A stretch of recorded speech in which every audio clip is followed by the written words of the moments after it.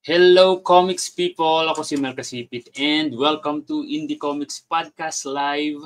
It's been a while na hindi kami nakapag-live, kaya yun, medyo busy lang, kaya paisa-isa na lang kasi alam ko busy tayong lahat. Kasama ko ngayon si Julius Sempio, the Fire Lord. Kamusta ka naman, Julius? Adjust ko lang yung camera, yan. So, hello, good evening sa inyo. So, nahila ko ni Mel dito sa napakahalagang interview na to sa isang darating na special guest. Yeah. Yes, maya-maya darating na siya. Antayin lang natin ng konti habang nagpaparami tayo ng nanonood. So, bago kami magsimula, i-share muna namin yung link. Pa-share naman yung link, Julius. Nasa Indie Comics Podcast Facebook page. And ayun, pag-usapan natin yung mga nakaraang 2024 sa comics. Medyo marami-raming nangyari. Diba, Julius? Well, marami-raming mga events na kumbaga yung mga naging notable na mga events, gaya for example yung sa yung mga bago, Seven Lakes, tsaka bukod siyempre sa classic na Comic-Con Comic, yung Seven Lakes Comics Fest. Kumbaga Super Manila, roaring na siya. And especially si PICOF, si Philippine International Comics Festival. Ay, oo, yung PICOF, Philippine International Comics Festival, first time na nag-face-to-face. So, yun, kamusta naman, Julius? Natinan mo ba yung mga iba-ibang events na nabanggit? O may mga ibang hindi ka napunta? Hindi lahat. For example, Seven Lakes, parang pumunta for Atomos, si Jerome. Kasi sabay kasi yun ang isang commitment ko sa trabaho yung Seven Lakes. Kaya si Jerome yung pumunta is for Atomos. Nung pick-off, definitely, pumunta ako. Kasi nga, kasama rin kami ni GN, kasama kami dun sa rights training ni na Ma'am Ivanka. Nung pre-pick-off na mga seminars and workshops. Siyempre, pick-off process. Ang dami kong natutunan dun sa rights selling workshop ni Ivanka. So para sa context sa mga nanonood, si Comic Cat at in cooperation with NBDB, di ba? NBDB, National Book Development Board. So nagpa-workshop sila sa mga publishers para matutong mag-sell ng rights. So hindi lang sa Pilipinas, pati sa ibang bansa din. So napaka-insightful ng training. May ka ba, Julius? May tumatak sa'yo doon sa workshop kasi in-encourage nga talaga ni Ma'am Ivanka. Kumbaga nga, as gibigyan nga ng Philippines is currently struggling comics community. Ang going mindset daw talaga cooperation over competition. Kumbaga magtulong-tulungan to raise each other ang mga Pinoy comics. Kasi andyan naman yung talent, andyan naman yung story writing. Kailangan lang talaga mabigyan ng attention. Yeah. Isa sa mga tumatak sa akin dun sa workshop yung kapag may yung contract, basahin yung mabuti para hindi kayo lugi dun sa mga terms, mga ganyan. Tapos actually may mga notes ako pero hindi ko siya na-access ngayon . Isa rin sa mga tumatak sa akin, dapat kapag contract, dapat may or. Naalala mo yung part na yun nung lagi may or. Oo. Halimbawa, kapag hindi nyo pinublish itong book within 5 years, babalik sa akin yung rights, parang ganun. Ganun yun. Ganun yung sistema. Kasi kumbaga kailangan may or para, for example kung magkaroon ng problem, dapat may fallback. Yun yung yung idea. Kaya dapat may mga or clauses sa mga rights contracts. Saka dapat pinapa-review nyo sa marunong tumingin ng contract. Yung mga contracts na sinasign nyo, bago nyo i-sign, basahin yung mabuti kasi hindi nyo alam, mamaya binibigay nyo na pala yung buong yaman nyo dun sa kausap nyo, hindi nyo alam. Kumbaga although sa nakuha ko naman ito idea mo sa parang naging business training mula kay CCP naman. Kumbaga iwasan nyo siyempre mga legal, for example, in perpetuity, yung mga ganon. Kasi kumbaga sabihin parang ginigip up mo na yung rights mo dun sa IP mo, dun sa kontrata mo. Kumbaga may mga tricky terms diyan pagting sa sa mga legal documents na kailangan talaga extensive yung pag-review bago siyempre mag-agree upon. Yeah. So ikaw, Julius, hindi ka naman bago sa mga contracts, di ba? Ano yung ano yung mga best practices na pwede mong i-share sa nanonood? Isa pa lang nanonood eh. Anong pwede mong i-share dito sa nanonood? Yun nga, kumbaga talagang read through talaga sa contract. Tapos kung may kang kilala na lawyer or someone na kaya talagang i-double check. For example, may mga parts na hindi ka maintindihan doon sa contract. Yeah, for example, di ba yung CCP, NCC ko pa, kung meron kami ng contract doon para doon sa namin, doon sa mga grants. Kailangan talaga i-review nyo thoroughly yung document. Yung iba kasi, kumbaga, hindi pa yung basahin mabuti. Tapos kumbaga, ang style kasi, for example, ibang mga siraulo na mga na mga nagpapaano ng contracts, nagpapasign. Sobrang habang document, tipong tatamarin kang basahin.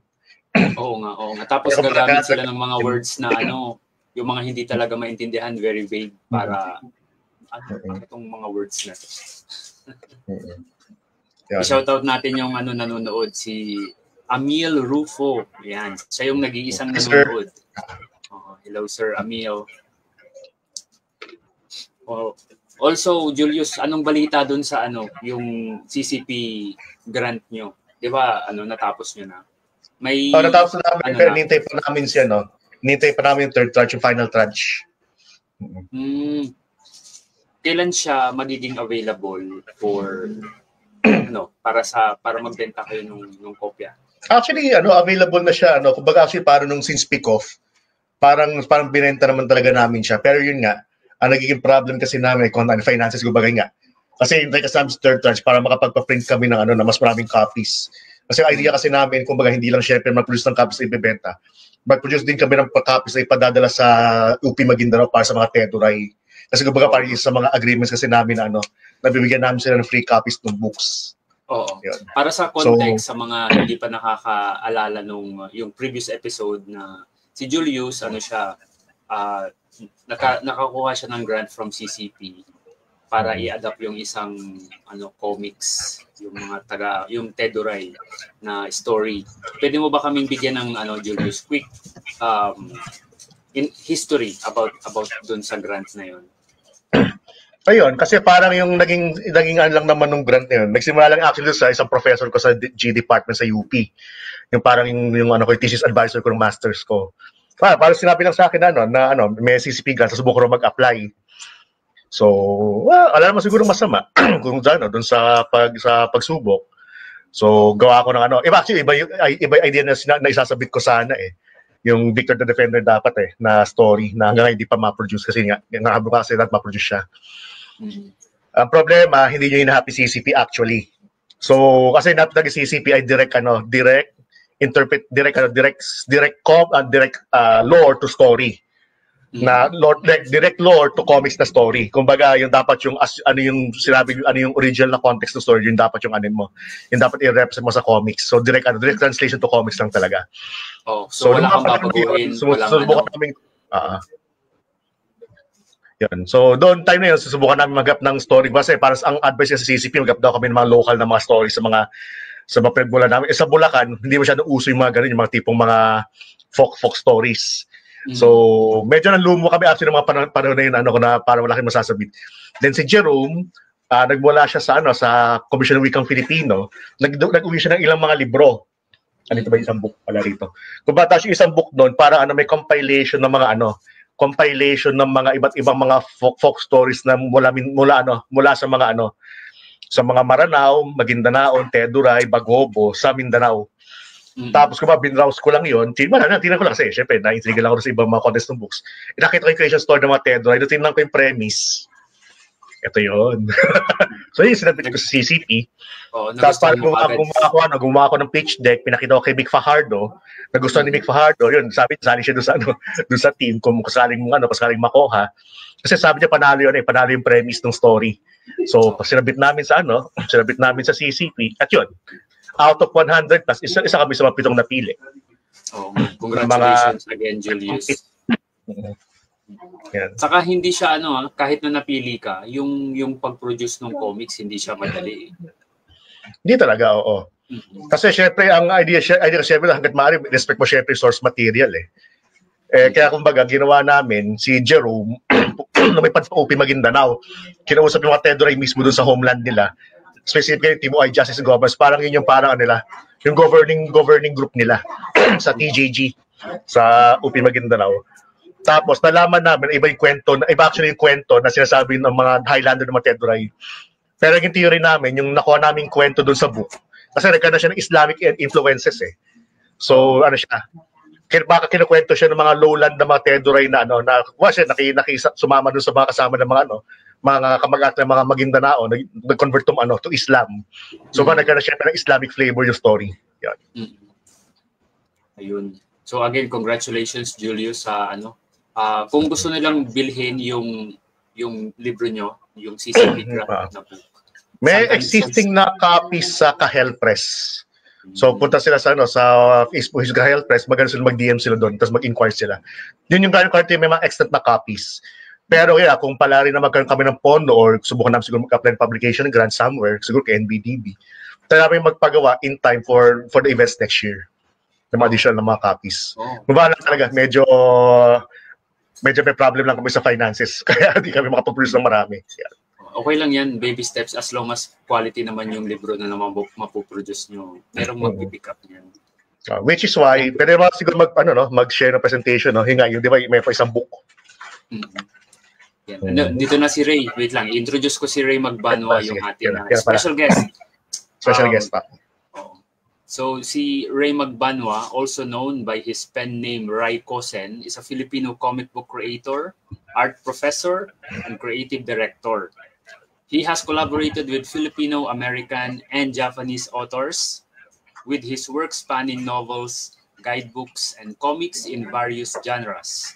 Today, we'll dive into his current projects, focusing on his first ongoing historical project, Comic-Con 20th, celebrating the Philippines' longest-running comics convention. Yan. Sobrang juicy ang ating pag-uusapan with Ray Kosen. Hello, Ray. Musta? Hello, guys. Sorry. I would like to apologize for alisin ko na nag-glare yung salamin ko. So first, I would like to apologize, guys, kasi arating ko lang ng bahay. So, ayun. Okay lang yun. Meron naman akong co-host na si Fire Lord Julius Sempio. Yeah. Thank you, Julius. And brother ko yan si Julius sa Full Surprise. Yeah. Yung maya, natin, pag-usapan natin ng konti yung Full Surprise niya. Yan, bagong news din yan. Ito, meron ka ng fans, si Marvin Lopez. Good evening po to all, especially Sir Ray Magbanwa. Hello Marvin, salamat sa pagbisita. Yan. Huwag na nating patagalin. Comic-Con 20th, celebrating the Philippines' longest-running comics convention. May prepare kang presentation, Ray. May access ka ba or ako na lang mag-share? Kung pwede, pa-assist na lang ako, Mel, if ever. Okay, sige. I-share ko yung ating amazing PDF. Ito, sinare mo na to nung di ba? Sinare mo na to nung Comic-Con. Tama ba? Yes. Pero lang to, itong PDF na to, it's more like, kasi yon announcement yun eh. So, kumbaga, mas marami siyang slides. So, ito, more on like, para lang doon sa mga hindi nakakita doon, ay nakapunta ng event, at the same time, mas more on design para dito sa IKP. Kasi hindi ko rin siya in-announce technically slide per slide sa any of the pages or any of the podcasts. So, dito nila talaga yan sa IPP unang nadi-discover online. Yan. Okay, nakaka-touch naman. Ano tayo? Exclusivo! IKP. Hindi, gusto ko talaga sa IKP. Wala, di ba Mel, nagpa-reserve ako ng oras sa'yo matagal na. Sabi ko, kung pwede. Saktong-sakto kasi medyo wala pang gaanong episode yung mga IKP ngayon kasi medyo naging busy rin. Ito, sabi ni James Wolf, shout out sa mga boss ko sa Pulsar Press Comics. Tropa nyo pala to eh. Si James, ayan, just na going name. Pero si James Wolf, yan, isa yan sa mga part ng Pulsar Press. Yeah. Kaya ito yung big boss yung nasa baba. Ayan. Ayan. So, Comic-Con 20th anniversary. Go ahead, Ray. Okay. So, guys, saglit lang ito. This is not going to take your time, but basically, what we're going. The reason why I'm here is because I was actually very interested to talk about Comic Con's 20th anniversary at yung mga libro at yung mga kaakibat na contributing call for contributors. So basically, si Mel, I talked to him a couple of weeks ago pa ata, reserving a slot kung pwede akong pwede ko siya makausap kasi hindi ko alam parang 2 weeks ago pa yun, no, Mel? Tama ba? Oh, 2 weeks ago. Bago ako lumipad, sabi ko, Mel, the reason why I'm asking early kasi gusto kong makapag-secure ng slot. So ayun. Yun, Comic-Con's 20th anniversary ang pag-uusapan natin. At ano nga ba yung kaakibat ng Comic-Con's 20th anniversary here? Next slide, please, Mel. So, ito muna yan. Ito yung reason ko, pinag-uugutan ko. So, 19 years ago, merong 6 individuals na gustong mag-create ng safe space para doon sa mga mahilig magbasa at gumawa ng comics. Tapos, yung gathering na yun, naging community siya. Tapos, nagawa yung pinakaunang Comic-Con 2005. At yung 6 na yun, nadirito sa picture na to. Actually, yung picture na nandiyan pa nga yan, during 2012 pa yan. Hindi pa yan yung during 2005 na photo nila. Tapos, itong thriving community na ito, ito yung parang kapag gusto mo makidiscover na ibang kwento, kasi usually ang time na yon, parang ang pagkakaalam ko, nagsara na si Funny Comics at saka yung iba pang mga mainstream na mga comics natin. Tapos dyan nag-boom yung before din yan, nag-boom na rin sila Culture Crash, sila Questor, yan. So, pero may mga comicero na independent na rin before pa, sila Alamat, di ba? So, kumbaga, ito, iba siyang klase ng community ng pagko-comics. Iba rin yung community nung fanbase ng mga mainstream or sa Philippines, yung mga published na may weekly serialization. Pero ito, focus siya talaga sa pagbibigay ng chance sa mga independent comic artists. Yun. So, ayun, ang purpose na naman ng community na to is to discover new stories, makabuo ng bagong connections, tapos sana mapagbigyan yung mga artists na ma-showcase yung career nila as an artist. Next slide, please. So, eto na sila. So, after 19 incredible years, no, actually, ngayong year na ito, which is, makipapansin nyo, no, ito na rin yung bagong poster ng bagong Comic-Con Grande, no, last November. Comic-Con holds the title of the longest running comics convention in the Philippines. Actually, guys, bago ko ito ginawa, ni-research ko rin kung totoo ba ito. Kasi meron din kasi na event ng comics noon na 1970s ata na Philippine Convention. Pero hindi na siya nagtathrive. So inaral ko kung totoo ba na longest running na siya ngayon. Kasi kailangan hanggang ngayon umaandar or Nag-event pa rin annual sila. Pa rin. Oh, yes, correct. Thank you, Mel. So, kung kumbaga active pa rin. So hanggang ngayon nga, active pa rin sila. At historical nga na, Philippines longest running comics convention in the Philippines, itong Comic-Con. And now, as it approaches another exciting milestone, we are still to present to you. Next slide, please. Comic-Con 20th, celebrating the Philippines longest running comics convention. So basically, itong Comic-Con book na ito ay collaboration between Comic-Con Incorporation and Ray Cosa Studio. Pinopost ko siya yung general idea because I was thinking of something that I really want to do.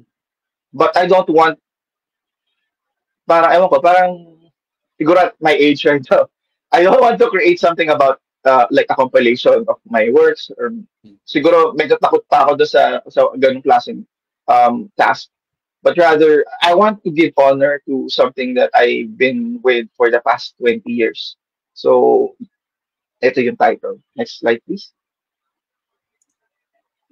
So, ito yung pinag-uugutan ko, guys. So, kung makikita nyo, yan yung mga pictures ko. Oh. Ayun, yun nga. Kung makapasin nyo, medyo yung style ko pa noon, emo rockstar, ganyan, emo, ganyan. So, ano pang Chicabella? So, ayun nga, kung mapapansin nyo, kasama ko rin nung may una akong grupo before, ang pangalan nila Revel at saka Seraphic Assassins. Gumagawa kami ng mga horror at dark stories. So, kung mapapansin nyo, nandiyan pa si Borge. Si Borge ngayon, si Borge Sinaban is an award-winning comic creator, National Book Library, NBDB awardee siya. So, very, successful na siya ngayon. Ito, mga kasama ko dito, mga nasa Canada na, or nasa US. Si Christian Chua, nasa ibang publisher na rin siya. Anyway. Mga asawa at anak na rin siguro, yung iba. Yes, may mga asawa at anak na rin. Oo. So, yun yung pinaka, talagang nag-grow kami dito sa together until now. So, ayun, dito ko rin first na experience na mag-release ng or i-translate yung gawa ko sa Tagalog. Dito rin yan, nag-feature ako ng mascot. Tapos dito ako in-invite. Diba? Alam mo yan, napakahaba ng kwento ko sa Comic-Con. So sabi ko, gusto ko talagang i-honor sila. So next, tingnan mo, ang baduy-baduy pa ng mga itsura ko. Anyway, next slide please. Yan yung part na yan, history yan. So ayun, paano nga ba siya na-umpisa, no? So noong April 2024, I pitched the project. Planning even before the approval. So, bali, siya parang sabi ko, naisip ko parang gusto ko nga celebrate. Pero, paano? So, since nag-email lang ako, sinabi ko kay Miss Lay or kay Ate Lay, na kung pwede ba akong mag-pitch ng general idea. Tapos, in-invite naman nila ako sa Google Meet. Ito yung actual screenshot ng Google Meet. I pitched the actual proposal kung anong pwede kong sabihin sa kanila. Kinakabahan ako niyan kasi 6 na tao yung kausap ko. Tapos, syempre hindi mo alam kung anong, diba? I mean, first, usually kasi pag nagpipitch ako sa mga panels, usually 3 lang yung nasa loob ng room or meeting. Ito, well, except for mga big clients na talagang, alam mo yun. Pero ito, may 6 akong kaharap. Tapos, I need to make them understand the purpose and the goal of the proposal. Pero hindi siya na-approve agad, pero alam ko may interest. Hindi siya na-approve agad hanggang September. Bali na nag-sign lang na agreement nung September. And point of no return ko na yon. Sabi ko, let's go. Wala, na to, parang ready na to for creation. So kaya, simula nun, prepare na ako ng presentation kung paano ko siya i-announce sa actual Comic-Con Grande. Kasi para meron pa rin sense of awareness na, yes po, nagbe-prepare kami sa Comic-Con 20 at the same time, may piniprepare na libro rather than ilalabas mo siya doon sa, or i-announce mo siya doon sa, pag malapit ng event. Ganun. So, lahat naman ay aligned with Comic-Con's approval. Yun yung, kasi meron kaming group chat, group chat yung FB group kung saan nag-uusap-usap kami. And then, siguro isa ito sa pinaka magandang nangyari sa akin kasi interested ako as an author. At saka project manager ng event. Nakakatuwa lang kasi parang full circle moment siya na nagbuo. Although wala naman direct na binigay sa akin na opportunity si Comic-Con, no? Pero nagagamit ko kasi lahat ng mga opportunities na ito or paggawa ng mga comics ko. Pinanga-apply ko siya. Ginagamit ko siya as portfolio, ganyan. So, napakalaking bagay ng Comic-Con para sa akin. Next slide. Comic-Con ba yung Comic-Con yung pinakauna mong comics convention sa Pilipinas? So, nag-attend ka pa ng mga mas earlier conventions? Yung pinakauna ko talaga, yung unang-una, Anime Explosion, that was 2000. Tapos nandoon yung Culture Crush na. Tapos yung pinaka-participation ko as an independent comics artist is C3Con. So, yun. Oo, yung convention ng Culture Clash Comics, no? Yes, oo. Kasama ko dun sila Ate Jo, sila Kuya John, sila Marius, yun. Ayun. So, ayun. So, what's the book about? So, basically, ano nga ba yung Comic Con 20th? Ito ay limited edition visual and historical book celebrating 2 decades of Comic Con, featuring photos and illustrations and showcasing the creativity and cultural impact of the local comic scene. So, basically, para siyang photo book na may art book and history. So, basically, ano siya, multi-genre na libro siya. First time ko rin gagawa ng ganitong libro. Usually guidebooks kasi ginagawa ko behind the scenes. Bukod sa pagko-comics, nag-nonobela ako at saka nag-guidebook lang ako. Pero hindi pa ako nakakagawa ng ganitong klaseng libro. Mm. Ngayon pa lang, no? Mm-mm.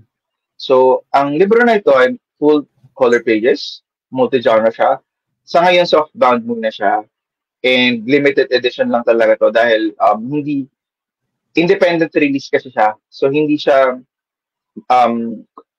first time ko pa lang kasi sumalang yun. At ito yung first time ko magkaroon ng first acquisition ko ng publishing rights as a creator. And honored ako na binigay sa akin ni Comic Con yun. So, and then yung debut niya sa Comic Con Grande 2025, 20th anniversary. And currently, 40% na ito ng production. Yung pre-order, hindi pa natin ma-announce ngayon siguro, but soon after, I finished the actual book na. Final cover na ba to, Ray? O temporary lang? Temporary pa lang. Ito ay mock-up cover design. The initial design, this initial design consists of the logo of the Comic Con 20th silhouette. And then, meron siyang bilog ng dialogue balloon kung saan magpa-pop up or magsisilabasan yung 20 illustrations galing from 20 ang tema kasi ng libro na ito is 20, right? So gusto ko man talaga mag-welcome ng marami pa. 20 lang yung na-curate na comic artist or comic cover artist for this. Pero meron ding 20 sa loob na mga milestones, 20 posters ng, hindi lang 20, more than 20 na mga event posters, and then 20 questions for Comic-Con, ganun. So, yun yung magiging content ng libro, pati mga contributions. Yung sabi mo dito, limited edition, how limited will it be? 1,000, 2,000, o mas marami pa? I was only pointing out around 300 and less. Yun lang yung okay. So limited talaga, no? Super limited siya. Tapos kapag nakahanap ako ng more sponsors, baka mag-figure. Kaya the reason why pinush ko siya, nagpa-quote ako ng 1,000, tapos hindi talaga out of my budget. Kasi it will require me a lot of extreme hard work to push through the 1,000. Pero meron naman akong mga ginagawa behind the scenes kung paano ko move forward ng sana more than 300. So, yeah. Abangan natin yan, siyempre. Maraming salamat.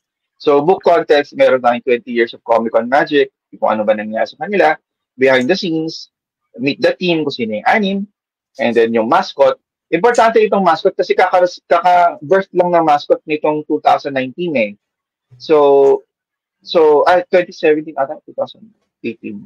Tapos, parang nabuo lang yung mascot like recently lang. So parang nung nag-take in charge ako para gawin yung libro, sabi ko, why not take advantage of the mascot? Pero sa ngayon kasi, ang napansin ko lang, wala pa siyang profile background or branding story. So ginawa ko siya ng branding story. Since gumagawa naman talaga ako ng mascot design sa Walter Mart, sa SM, at saka sa Kongan. So, parang interested akong gumawa ng mascot style guide at saka branding story dun sa dalawa nila, yung turtle at saka yung monkey na mascot. So, ayun. And then yung gallery section, yun pinakamalaking parte ng libro. Ayun, I'm calling for everyone, sana if you have contributions if you have photos since way back 2005 to 2019, and then di ba nag-stock dahil nag-online, and then 2023 to 2024. Kung meron kayong photos, please let me know. The email din sa comiccon20th@gmail.com. Isi-send ko na, magko-comment na lang ako dito sa after dito sa may IKP. Oy, comics people, kung meron kayong mga pictures from kung kailan kayo nag-start sa Comic-Con, mas luma, mas maganda kasi yung mga bago, panahon ng mga cellphone na, marami-rami na yan. Yung medyo konti, yung 2005, 2006, 2007, 2008, wala pa masyado Mga digicam pa yung mga gamit at the time, saka mga phone na sobrang blurred pa ng mga picture. So yun. Saka parang pinakamarami atang, according na sa sinabi sa akin ng Comic-Con team, is ang pinakamarami atang archive si Sir Jerry Alangilan. Kasi every time na pumupunta siya, hindi pa gusto yung vlogging noon, nag-vlog na siya, as in nagvi-video siya ng tour, tapos nagre-record siya ng mga nag-take siya ng photos. Yeah. Ayun.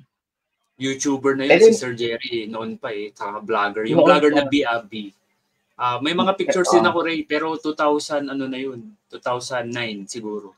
2009 or 2000. Sige, sana kung pwedeng mahingi. Or kasi lalagay ko naman sa credits. Konti lang pero sisend ko sa'yo. Maraming salamat, Mel. That would really help me a lot para doon sa mga event photos. Ilalagay naman kita sa acknowledgements regarding it. Sige. Tapos, kasi ang problema ko kasi isa pa pala. Ang isa pa sa mga problema ko sa pag-gather ng photos is kailangan bigyan ka ng permission. Kasi pag historical book, kailangan ilagay mo kung sino yung nagbigay sa'yo. Kasi hindi mo ang historical book kasi kino-curate mo siya Hindi mo pagmamayari yung mga images doon. Ganon. So, ayun. Yun din yung nabasa ko sa mga rules on creating a history book na hanggat hindi ikaw yung nagdo-drawing or gumagawa or hindi sa'yo yung galing yung photo, required talaga siya na meron siyang at least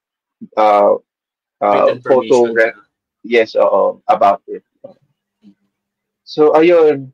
So ito, another mock-up na naman ito. The book is interactive kasi what I have in mind is yung back cover is, kunwari hindi makasama yung 20 artists doon na favorite mo. Pag ikaw ay fan or enthusiast, pwede mong gawin, ipa-drawing mo sa likod, parang variant cover. So para may mga pwedeng mag-drawing sa likod, yung mga favorite mo. Pero pag collector ka talaga, gusto mo mint condition, pwede na naman siyang mint, di ba? Pwede na naman galawin. So, yun yung purpose ng cover na yan. Pero initially, what I have in my vision is white lang talaga siya. Pero meron sinasabi sa akin yung mga kapwa creative director, mahirap kasi mag-maintain ng white na book. Lalo na, sobrang madali siyang madumihan diba? So, ayun. Pero, let's see. I will see what I can. That I will find ways to make it work. Yun naman talaga ang aking trabaho, to find solutions. Yeah. So ayun yun. So far yun lang ang look na ito. Pero again, mock-up pa lang ito. Hindi ito yung final look. Hindi pa yung final. Mas maganda yung final, definitely. Hopefully, yeah. I'll do my best. Next na? Yes, please. Thank you, Mel. So, ayan. Tatawag lang ako ng art contributors, guys. Actually, guys, meron akong naririnig na issues, no? At meron din nag-email sa akin. No issue yan. Pero okay lang. Hindi, okay lang naman. Actually, tinanong ko rin sa sa paralegal ko bago ko siya actually paralegal team ng boss ko, sabi ko, kung pwede lang ba magtawag ng art contributor na hindi ko pa dinedeclare kung anong compensation or any compensation. Kasi nga, limited yung libro eh. So, hindi ko pa alam kung makapagpabigay pa ba ako ng libro. Di ba, alam mo yun, parang may mga ganun akong issues or makapagbigay ako ng monetary compensation. So, wala pa siya sa, kumbaga, siguro na-excite ako, wala pa siya sa plano ko. But, yeah, I actually announced this also in collaboration with Comic-Con organizations Facebook account. And, yun nga, may hindi naman sa actually kinomment ko sa post na yun, but rather sinend sa Facebook account na may concern sila regarding nagpapagawa ng artwork pero parang abusive daw, ganyan. So kasi nagpapagawa ng artwork tapos ilalagay sa libro tapos ibebenta yung libro. So parang ang abusive daw nun. So ako naman parang baka galing ako doon eh. Galing ako, artist ako eh. So, naririnig ko yung sitwasyon. Diba? Parang, hindi, kung okay din naman sa case nila na maggumawa at pinaghihirapan nila yan, 20 slots lang naman kasi yung available eh. So, kasi nga, doon sa 20, tsaka sa number of pages na meron tayo, doon siguro nanggagaling yung pinaguhugutan nung nagko-comment sa akin. Pero hindi ko siya kilala kasi dami account. Pero, so, gumawa ng account para mag-message sa iyo, no? Pero sa akin hindi na-apektuhan ako siguro sa mga 1 hour. Tapos kailangan ko magtrabaho ulit para dito sa libro. Pero yan, naintindihan ko, naririnig ko yung concern. Pero don't worry, I'm trying my best to do something about it. I may not be able to promise anything, but I'm doing something to raise the concern. And I will be announcing them. Kasi kung willing namang mag-submit yung artist and aware siya na yung limited copies at hindi naman siya for malaking profit, I think okay lang naman. Sa case ko naman, ang point of view ko naman dyan, yun nga. Kasi kumbaga, tribute to sa Comic-Con eh. Kumbaga, for example, yung meron kasi mga ibang mga artist naman na ibibigay nila yung mga comics nila in honor syempre sa naging contribution ni Comic-Con sa kanilang careers, di ba? So, parang kumbaga yun, parang paying it forward din naman yun na activity. Yung pagbibigyan ng 3-page comics para sa book, parang at least ibigyan ng honor si Comic-Con dahil nga sa mga sa naging achievements niya, sa mga talaga siya natulungan ng mga na mga aspiring na mga komikero na yun nga. Yan, si Ray, nasa Japan nagkana ngayon sa manggakan talaga sa Japan, essentially, pero yung berries siya, nagsimula sa Comic-Con. And thank you, Julius, for that support. Pero yan, talaga, don't worry, naririnig ko yung situation. I'm trying to understand. I understand. I'm not trying. I understand, and I'm doing something about it. I'm trying to find sponsors para lumawak tayo. Hopefully, makapamigay ako ng mga libro. Sa ngayon, wala pa akong may papangako. Kasi nagtanong din ako sa Comic-Con team kung anong pwede ko sabihin. Ang sabi nila sa akin is, wag mangako kung walang maibibigay. Kasi that's false, diba? That's false hope eh. That's false promise. So sabi ko, sige, ilabas natin itong announcement. Pero yun nga, wag muna maglagay sa guidelines ng anything ikaka-promise. So, pero nung nagtanong din ako sa paralegal, kung ito ba ay legal or abusive, sabi naman niya is, since hindi naman daw siya contest, okay naman daw siya. Kasi marami din naman daw gumagawa nito na publishing na humihingi ng contribution na siya according to the willingness of the participant or Yun din yung iniisip ko eh. Parang halimbawa, Street Fighter tribute, fan ka ng Street Fighter noon, tapos gagawa sila ng artbook.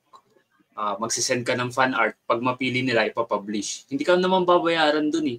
Siguro most ang bibili nila sa'yo, complimentary copy lang, saka credits, di ba? So, kung willing naman yung magbibigay ng artwork, at alam niyang walang compensation na ibibigay yung magsasubmit siya on his own, parang kusang loob na ibibigay, okay lang yun, I think. Kumbaga nga, yung sasabi Pero ko, parang yun nga. baka naman syempre interview sa Comic-Con talaga. Kaya ka nagbigay talaga ng kahit na hindi ka nag-expect ng compensation. Although, mainam syempre, kumbaga, kung may paraan na ma-compensate sila one way or another.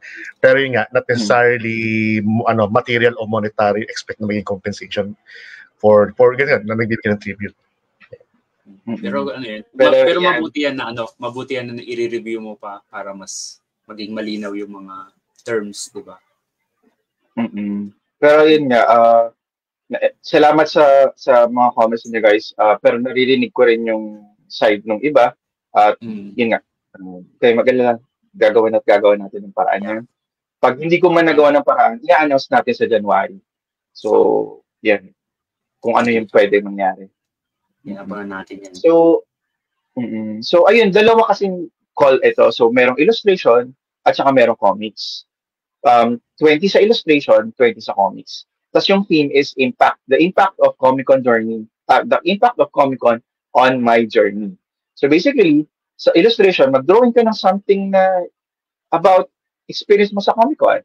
Tapos mag-tell ka ng at least 200 words ng kwento mo.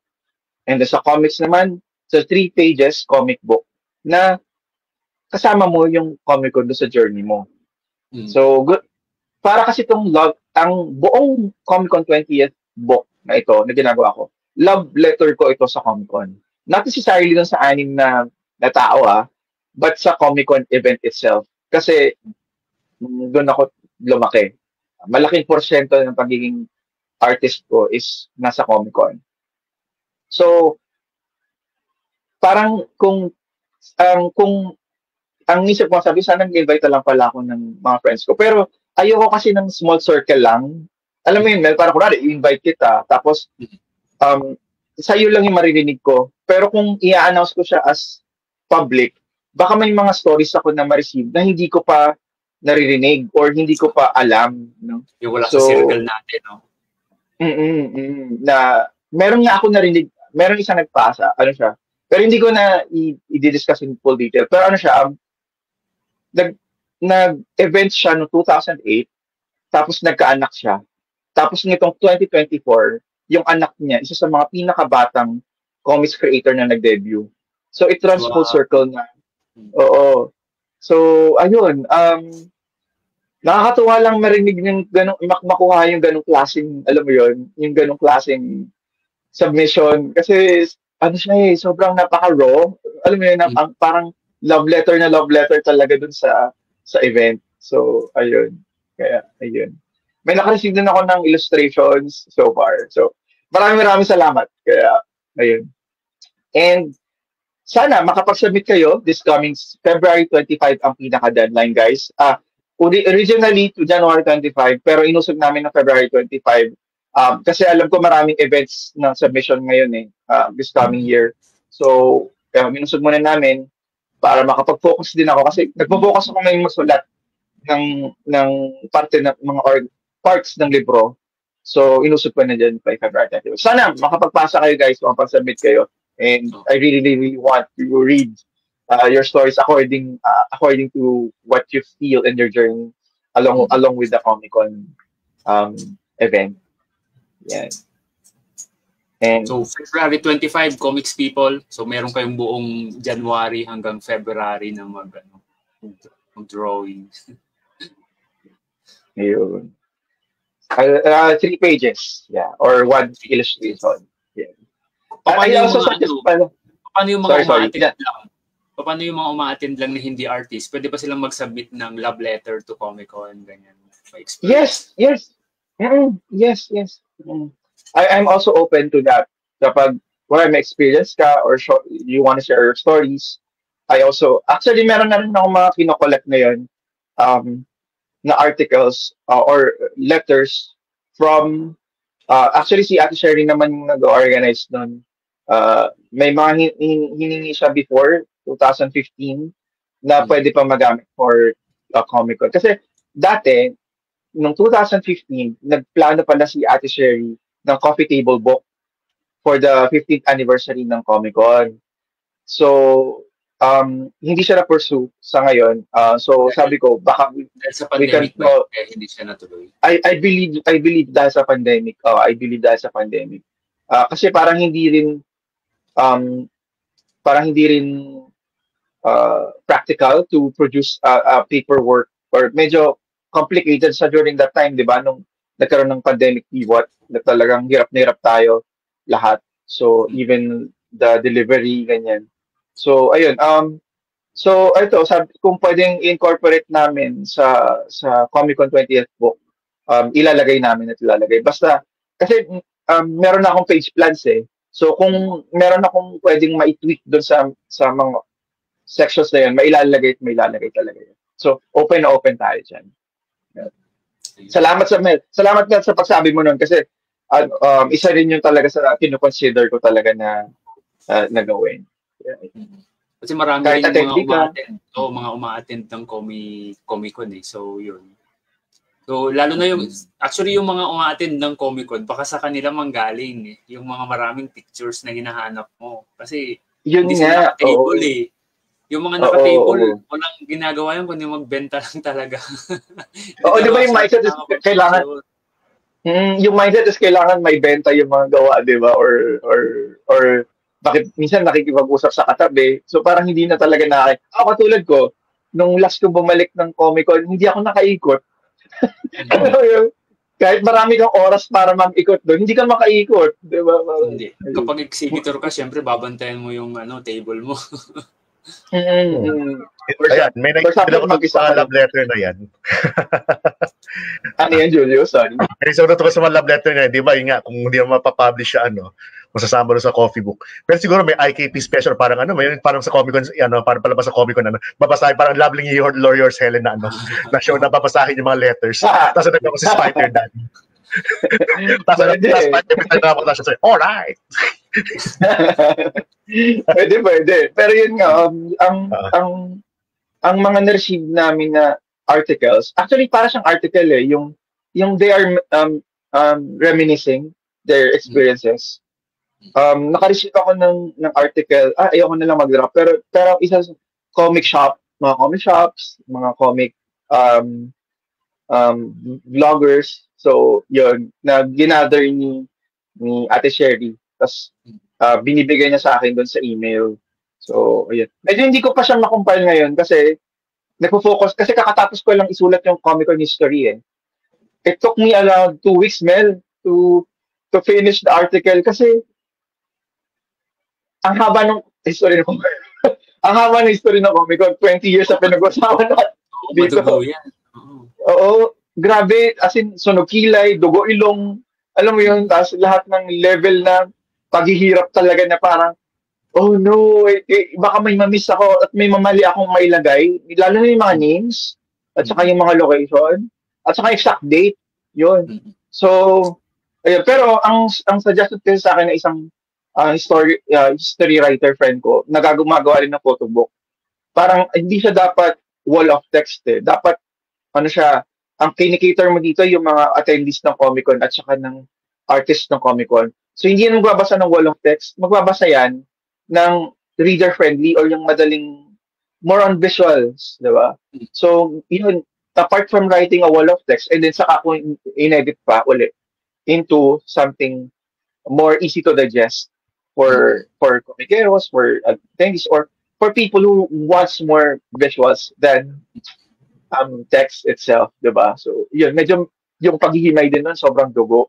Na 2 linggo ko siyang tinapos eh. Sobrang wow. So, sino pa yung ibang mga katulong mo dito, Ray? Maliban sa Comic-Con team at ikaw na nagsusulat, meron ka pa bang ibang katulong? Sabi mo kanina, meron kang paralegal na tinatanong din. May iba ka pa bang mga kasama para mas mapaganda pa yung libro? Mga siguro advisor, ganyan. Contributor, magsulat. Contributors, si JP Palabon, kasama ko sa mascot. Kasi siya yung original mascot designer ng Comic-Con. Actually, trivia, siya rin yung nag-drawing kay Comet ng Comiket. So, siya rin yung sa Seven Lakes. Oo, siya rin yung mascot designer ng Seven Lakes. So, napaka-genius talaga ng taong yun. Talagang tuwa ako sa lahat ng mga comics event. Siya yung, alam mo yun, kung makakapagsulat ako ng history tungkol sa kanya, na mascot designer siya, alam mo yun, napaka-prolific ni JP Palaban, pero tahimik lang siyang tao. Tapos, tinulungan niya ako sa article, kung papaano yung, kasi hindi ko alam yung history ng mascot eh. So, tinulungan niya ako. Tapos, nag-provide siya ng mga visuals, yung mga never before seen na visuals ng mascot, ganyan. In terms naman of other departments, si Tepay, hiningan ko ng tulong. Si Tepay Pascual. Maraming salamat kay Tepay Pascual. Humingi ako ng tulong kasi si Tepay Pascual ang 2024 artist na collateral artists. So, ano siya, talagang isa siya, yes. Sabi ninyo pala was underrated. Napaka-underrated. Yes, pero kasi pag nakausap mo si JP, he doesn't like the spotlight eh. Alam mo yun, he's very, parang gusto niya lang magkakipagkwentuhan sa kapwa ng komikero. And actually, kaya ko rin alam guys, kasi sa kanya ako humingi ng advice, creative advice. Nakilala ko lang siya last year. Tapos, ngayon ko Last siya year nakakausap. lang? Oo! Totoo. Last year. Tagal na nating magkikita-kita sa comic. Di ba? Last year ko lang siya kilala ko siya sa name, pero hindi ko siya nakilala as yung nakakausap. Kasi di ba nga sabi mo, Mel, nung pag nasa event tayo, hindi tayo nakakapag-interact hanggat di natin katabi. So, yun yung mga missed opportunities. Kaya nung nakilala ko siya, salamat kay Kuya John, kay Sir John Zamar, pinakilala niya ako nung Comic Area 2023. Tapos, nakausap ko siya. Sabi ko, sarap naman makipag-usap sa taon ko kasi ang dami niyang alam. Alam mo yun, yung parang ang dami niyang creative inputs. Tapos, napaka-underrated nga niya talagang artist. Tapos, sabi niya parang, nang humingi ako, sabi ko, JP, hindi kasya yung ganitong oras para mapag-usap in person. Pwede ba kita makausap online or via messenger, ganyan. Hanggang sa naging weekly routine namin, nag-usap kami, parang nagpapacheck ako sa kanya kung meron akong pinipitch na story. So, JP, pwede ko bang hingin yung opinion mo about this? Yan, ibibigay siya ng input. Yeah, mahusay yan si JP. Mahusay siyang mag-drawing, mahusay din siyang gumawa ng mga stories. Oo. Ginagawa niya. Saka yung humor niya, matalino. Ako mismo na magsasabi na talagang naniniwala ako na genius yung taong yan. Sobrang genius niya as a creative person. And very, very, may empathy. Meron siyang, alam niya kung paano yung, pag may nararamdaman yung artist na low point dun sa part ng ginagawa niya dun sa pitch. Kunwari ako, kasi naging honest ako sa kanya parang feeling ko hindi ko to kayang gawin tong part na to, JP, kahinaan ko siya. Ano kaya pwede kong i-develop? So, ina-understand niya na, alam mo Ray, parang ganito, ganyan. Bigla siyang papatawa. Parang, pero ayun, anyway, in totality, napakatalino niyang tao. Very genius na creative si JP Palabon. Kaya maraming salamat, JP, sa pagtulong sa akin sa mascot section ng Comic-Con 20th. Meron din si Tepay Pascual. Humingi ako sa kanya ng tulong regarding sa layout ng cover.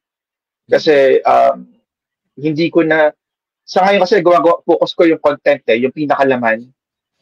Yung layout ng cover, yung parang sabi ko, pwede, tulungan niyo ako doon. Tulungan niya ako doon. Nag-agree naman siya, tapos nag-usap kami ng 3 hours. Si Tepay kasi, di ba, si Tepay po, pag once nakipag-usap ka dyan, hindi ka niya magbibitawan kasi napaka-entertaining niya makipag-usap. So, marami rin si Tepay, marami rin insights yan. Tapos hindi boring kausap si Tepay.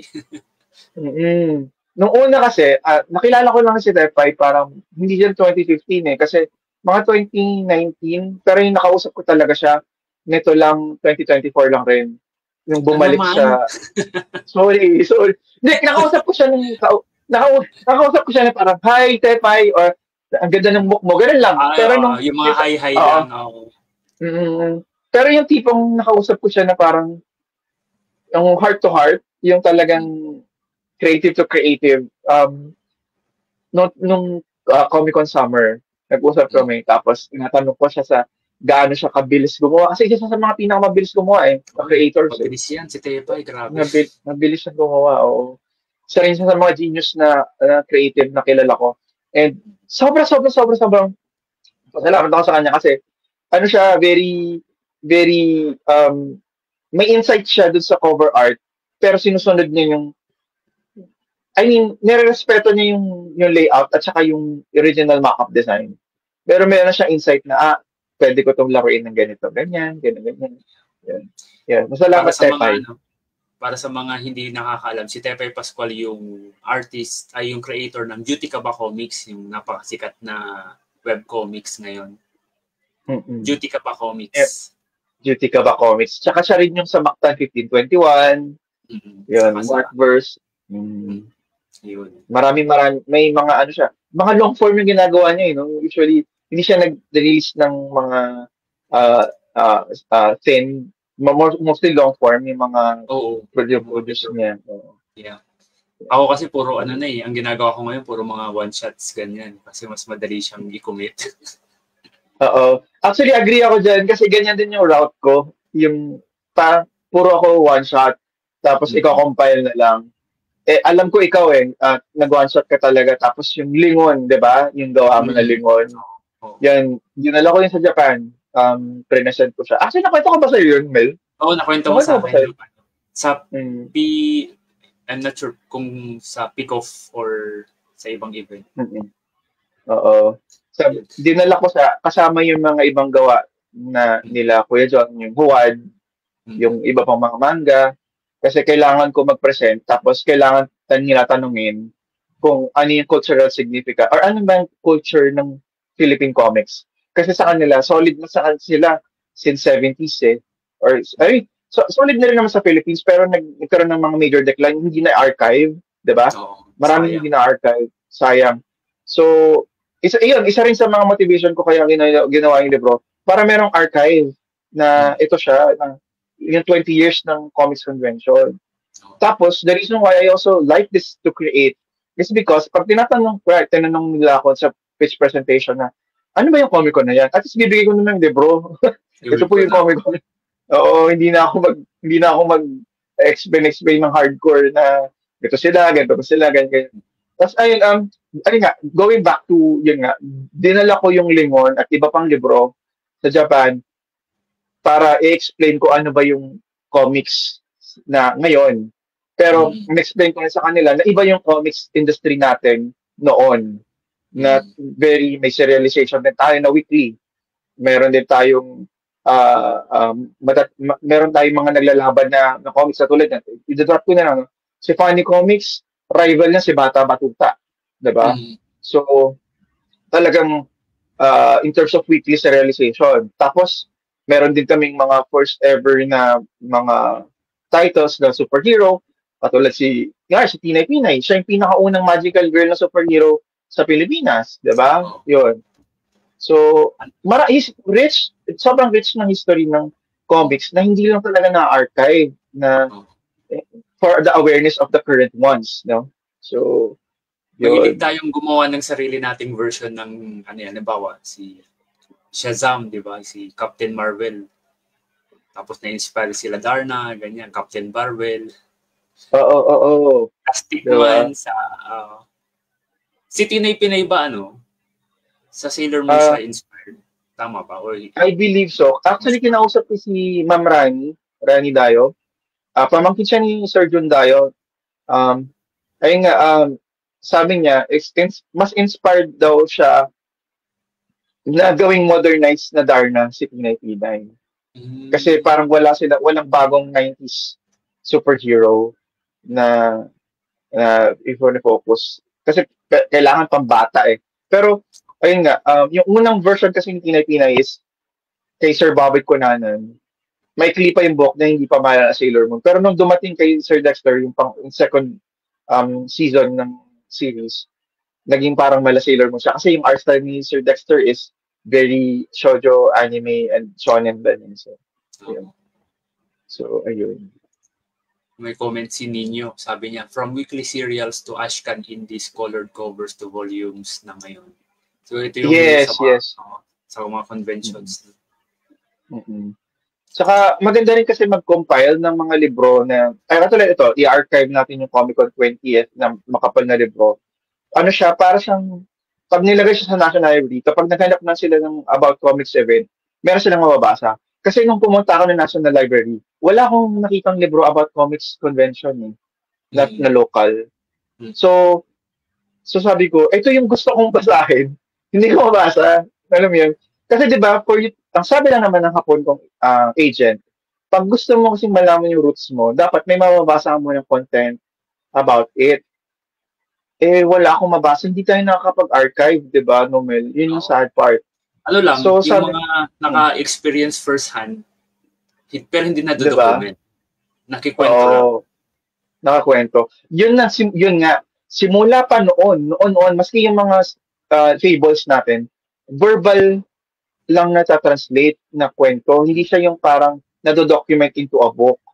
So, kaya sobrang passionate ako na hindi dapat makalimutan ng tao or maitatakman lang sa tao na, oy, ito yung Comic-Con, ito sila, ito yung mga nangyari, ito yung mga tao, ito yung mga poster nila, ito yung mga event nila. So, ito yung mga testament tungkol sa kanila. So, yung book na gagawin natin, ano siya, Comic-Con talaga siya centered or may ilalagay ka pa doon, siguro, history ng comics sa Philippines, ganun, or hindi na. May mga ganun ka pang mailalagay or Comic-Con lang talaga siya. Ang center kasi, actually, I asked government bodies kung pwede ba akong mag-expand doon. Ang sabi nila kasi sa akin, parang mag-focus na ako dun sa title ng book, which is all about Comic-Con. Pero, kung pwede ko maglagay ng snippets about kung saan yung pinaghuhugutan ng Comic-Con, pwede naman. Pero, as much as possible, Comic-Con yung focus ng libro. Pero, yung Comic-Con team kasi, di ba, for the past 20 years, napaka-selfless nung event na yun na ang sinusokis nila talaga lagi creator. Di ba? Parang hindi mo nga nakikilala yung anime kung bago kang creator. Usually makikilala mo yung sila Ate Sherry kasi nagsasalita siya sa stage. Si Kuya John kasi siya yung lagi mo makakausap kapag parang pag wini-welcome ka sa event, si Kuya John kasi bibili siya ng comics sa'yo eh. Di ba? Nung kabataan era ni Kuya John. So parang pero hindi mo sila makilala kasi more on ang focus nila i-feature yung mga creators na attendees. So ganun sila So kaya sabi ko parang gusto kong gumawa na something about Comic-Con pero kasama doon na paglalagay ng testament yung mga creators. Kunwari, yung cover nga yung mga artists ng Comic-Con and then at the same time yung mga contributions ng articles at saka yung comics at saka yung illustrations. So in a way, hindi na major, parang partial ng book pa rin is nagpo-focus pa rin sa pag-feature or pag-feature ng mga creatives or ng mga attendees. Yeah, it's about time na magkaroon ng proper book about Comic-Con kasi lahat tayo dito nagsimula lalo na nung panahon na siyempre wala ka namang ibang pupuntahan. Ang mapupuntahan mo lang at that time noon nung early 2000s ganyan. Puro anime convention, cosplay convention, pero walang comics centered event. So, napakaganda ng advocacy ng Comic-Con na mas i-promote pa yung comics sa Philippines nung time na pawala na talaga yung mainstream na comics. Ang tanong ko, Ray, halimbawa, tapos na tong libro. Okay, nagawa na and na-publish na. Ano yung dream mo na mangyari after ma-publish itong libro? Ano yung tingin mo yung mangyayari? Ano yung dream mo na mangyari after ma-publish itong libro na to about Comic-Con? Honestly, I really want it to be an awareness book, a historical book. Kumbaga technicality. Pero kung yung talagang passion ko yung pag-uusapan, gusto ko sana magkaroon ako ng support from the government na mailabas pa to ng mas maraming kopya. Tapos, maipamigay or hindi maipamigay, mai-distribute man lang sa mga libraries ng school. Libraries. Oo. Libraries. Kasi importante na kapag nasa library ito, hindi man nagbabasa yung mga bagong bata ngayon, pero yung mga interested magbasa ngayong generation or require sila mag-research about their comics, meron silang librong mababasa. Hindi sila magre-require na tumingin sa Facebook. I mean, okay lang rin naman, pero kapag may actual book ka na talaga na doon lahat ng information na kakailanganin mo about a history, di ba? Parang makukuha mo yon. Isa sa mga pinaka-dream ko is as much as possible, no? Bukod sa maka-reach to sa atin, sa libraries at saka sa government at pati sa schools, sana maging offshoot siya na dahil first time ko itong gagawin at first ever comics convention book ito sa Pilipinas na archiving the history. Sana mag-offshoot pa siya ng mga libro na magdi-discuss ng history ng community natin kasi medyo thriving talaga yung industry. Hindi na nga siya industry, community siya eh. So, community. Diba?